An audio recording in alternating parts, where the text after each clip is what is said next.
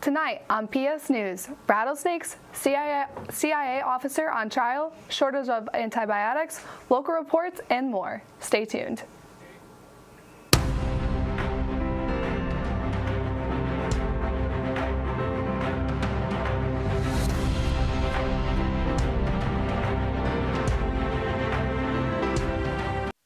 Good evening, Plattsburgh. I'm Sylvia Mania. And I'm Megan Thornton. Our top story tonight. An Amazon delivery driver in Florida is recovering after getting bitten by a venomous rattlesnake almost 2 months ago. On September 18th, Monet Robinson was dropping off a package to a porch in Palm City. The 21-year-old went to take a picture of the package when suddenly she felt something like a bee sting. But it was not a bee. It was an eastern diamondback rattlesnake. She called 911 and tried to stay calm. First responders credit that calmness for her helped her survive. Robinson says she thought she'd go to the hospital for an anti-venom and then be back to work the next day. But the snake bite was a lot more serious than that. Robinson ended up in the hospital for nearly 3 weeks. She now has an attorney for workers' compensation, and she says she's just grateful to be alive. A former CIA officer faces up to 30 years in prison for sexually assaulting women. Courtroom documents show 47-year-old Brian Jeffrey Raymond has pleaded guilty. He admits he drugged and abused women at overseas embassy housing for more than a decade. Raymond also acknowledges recording and photographing 28 nude women without consent. The Justice Department says his plea deal includes restitution payments along with prison time. Strep throat is on the rise in the U.S. as antibiotics continue to face a shortage. Data shows strep cases started increasing in August, largely in children between the ages of 4 and 12. The most common antibiotic to treat the infection is amoxicillin. According to the Food and Drug Administration, its powder form has been in shortage since October 2022. Capsule and tablet forms are on the shortage list, but experts say they aren't suitable for some children. While anyone can get strep throat, it's most common among kids ages 5 to 15. Symptoms include fever, sore throat, and pain when swallowing. Matt Gaston reports on Israel and Palestine. Conflict between Israel and Palestine stems back to just after the events of World War II. Both sides disagree on who has rights to which parts of the land in the Middle East. Citizens in both nations aren't the only ones being impacted by this.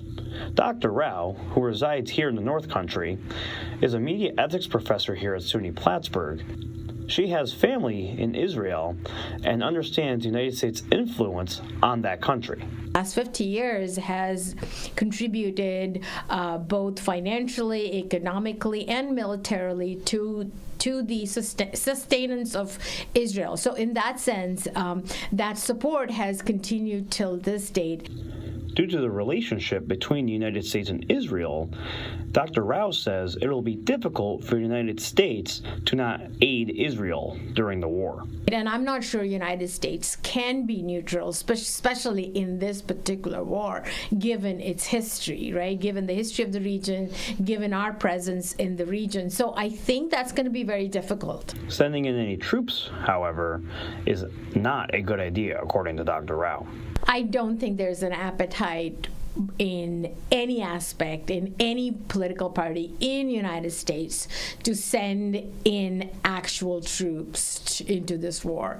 And from my perspective, it would be terrible. It would not help at all. At the end of the day, Dr. Rao is hoping for peace between the two sides. However, that is much easier said than done. One is hopeful that at least the current administration sees this to be much more complicated and just doesn't say, okay, we support Israel no matter what, but come up with a two-state solution, which has been discussed for the last 50 years, but needs to be actually implemented with good faith on both sides. Reporting for PS News, I'm Matt Gaston. Zoe Rice reports on the women's volleyball team. The Plattsburgh State women's volleyball team clinched a spot in the SUNY tournament for the first time since 2013. Earlier in the semester, I attended a practice where senior Lily White told me that this was a huge team goal to reach at the end of the season.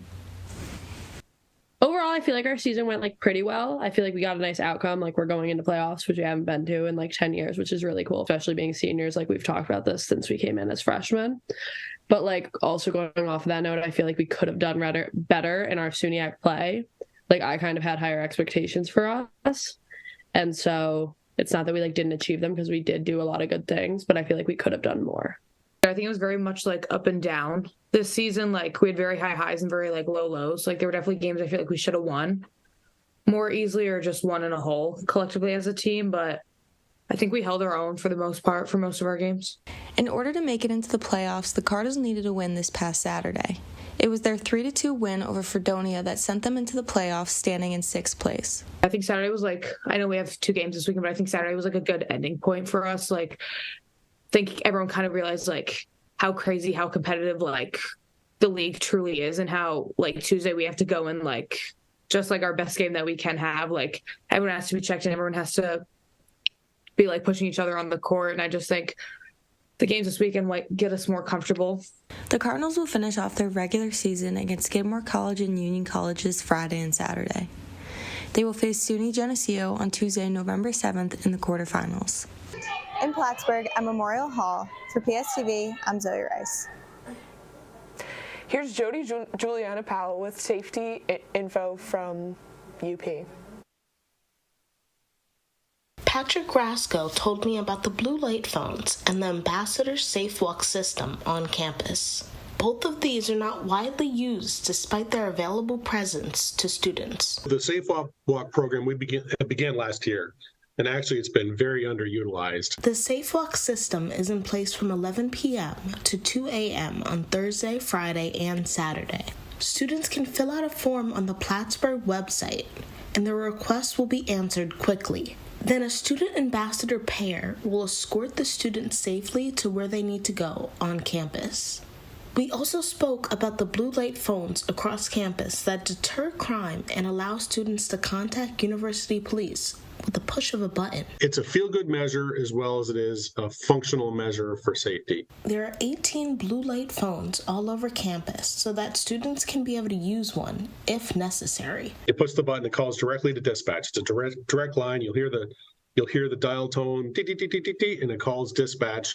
A dispatcher on the other end will know where you're calling from when you hit that button. Along with these systems on campus, University Police patrols 24/7 to deter crime and be available to students in need. 2 officers and a supervisor, and so we try to patrol as much as possible. Whenever we get a call in a residence hall or anywhere else on campus, we take that opportunity to also include a foot patrol. These systems were put into effect to keep a safe environment for people on campus. For more information, you can visit the Plattsburgh website.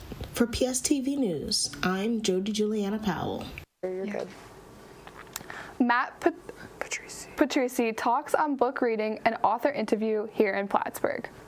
On Wednesday, SUNY Plattsburgh hosted a book reading and author interview that was free and open to the public. Dr. Jonathan Slater, the founding director of the Jewish Studies program and professor of journalism and public relations, led a discussion alongside author Julia Canepa on her novel The Missing Star. Well, there are a number of levels that this event is important. First and foremost, it's a tribute to the late Professor Vladimir Monk, who was a professor here in the chemistry department for about a quarter of a century, and he just died last month, and so we're fondly remembering him. It's also a way of drawing attention to not only him, but the work that's about him. The Missing Star brings insight into the everyday struggles that Jewish people faced living in concentration camps. The horrors of the Holocaust is portrayed from the lens of the late Dr. Vladimir Monk and his wife Kitty, who first met in the Terezin concentration camps. The novel, alongside detailing the difficulties of the Holocaust, follows an emerging romance and love story between the two. The genius of what's happening here is that little story, which could have literally died here at Plattsburgh, now has a bigger life, right? It's in a book form, it's in a documentary, and then our author actually said, she hopes maybe it could be made into a feature film. So actually, having that on campus, especially here in the Scott Memorial, is really kind of a beautiful thing. Canepa's inspiration came from her close relationship with Monk, wanting to tell a story that paid tribute to the life he lived and the battle he fought. Canepa granted the public a preview of the novel, reading selections and offering copies for purchase and signing. In Plattsburgh, for PSTV News, I'm Matthew Pitteresi. And those were our PS News reporters with the local updates. After this short break, a look at weather, entertainment, and sports. Hard work, dedication, communication, just overall commitment to training and one another. I can be a part of something bigger than myself. Hard work and dedication. I wouldn't be where I am without track.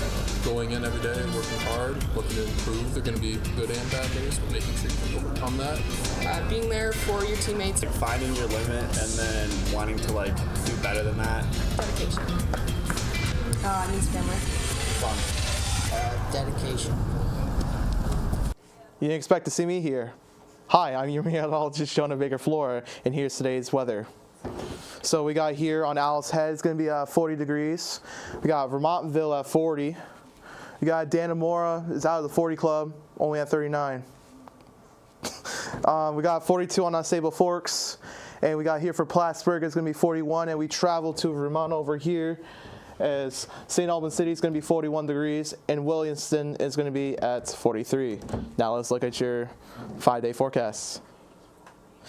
I'm seeing some clouds out here, but finally we can find some sun. So we got Friday here at 46. Saturday is going to be partly cloudy, partly sunny right here by 38 degrees. Sunday, we finally getting that sun. Monday was going to be 40 degrees, seeing some clouds, but yeah. And then Tuesday it's going to be 43. Well, that's going to be all for your weather. We're going to toss it back to Megan and Sylvia. People magazine has named this year's sexiest man alive. Actor Patrick Dempsey was revealed as the new face of the title on Tuesday's episode of Jimmy Kimmel Live. After hearing the news, the 57-year-old Bridget Jones' baby actor told People magazine he was completely shocked. Dempsey began acting in the 80s, starring in the movie Can't Buy Me Love, and most recently known as the Dr. Derek Shepherd from Grey's Anatomy. You can see more of the sexiest man alive on the big screen coming up in December. Dempsey will star as an Italian race car driver in the upcoming Ferrari biopic. Actress Megan Fox is sharing a very personal and heart-wrenching part of her life. Fox suffered a miscarriage and recounts her pregnancy loss in a new book of poetry called Pretty Boys Are Poisonous. The two poems that detail her experience are at the end of the book. They are titled I and I. In one of the poems, the Transformers star describes feeling a heartbeat and then having to say goodbye. Fox says she and her fiancé, rapper and songwriter Machine Gun Kelly, leaned on each other to get through the difficult experience. Fox was previously married to actor Brian Austin Green, and they share 3 children together. The former Southern California gang leader charged with killing rap icon Tupac Shakur will stand trial next summer. Tuesday, 60-year-old Dwayne K. Davis, also known as Keefe D, appeared for a hearing in Clark County, Nevada courtroom. The judge scheduled the trial to start June 3rd. According to prosecutors, Davis will not face the death penalty if convicted, but he could be sentenced to life in prison. Davis is currently being held without bail. He pleaded not guilty last Thursday. 2 special public offenders were appointed to represent him. Davis is accused of orchestrating the plan to murder Tupac Shakur along with Death Row Records executive Suge Knight on September 7, 1996. Davis has said publicly he was in the front seat of the white Cadillac when it pulled alongside the car Shakur was riding in, and that shots came from the back seat. Tupac died 6 days later. Police say the three people in the car with Davis have since died. Renowned Canadian poet Rupi Kaur is turning down an invitation from the White House to celebrate Diwali. In a social media post, Carr cites that U.S. support of Israel's continued attack of Gaza as the reason, saying support of Israel is acting to genocide against Palestinians. She said Diwali is a time to reflect on what it means to fight for freedom against oppression. Carr is demanding accountability from the U.S. administration and is asking others to do the same. She joins a host of others asking for a ceasefire in Gaza. So far, no comment from the White House on her refusal to attend. Superstar Barbra Streisand didn't like how Apple's digital assistant Siri pronounced her name, so she made a call to Apple's CEO, Tim Cook. In an interview with the BBC about her upcoming autobiography, My Name is Barbara, the two-time Oscar winner says Siri was adding a Z into the middle of her name. After the call, Cook had Siri change the pronunciation. Streisand is happy with the change. Fans of hers will be able to grab a copy of her book Tuesday when it hits the shelves. The memoir became a #1 bestseller earlier this year when it became available for pre-order. And now for your Cardinal sports update. Thank you, Sylvia. Well, let's get right to it. I'm your sports update man, JBF. And now the 6-seed Plattsburgh State women's volleyball team has dropped a 3-0 decision on the 3rd seed SUNY Geneseo in the first round of the SUNY tournament on Tuesday evening at the Schrader Gymnasium.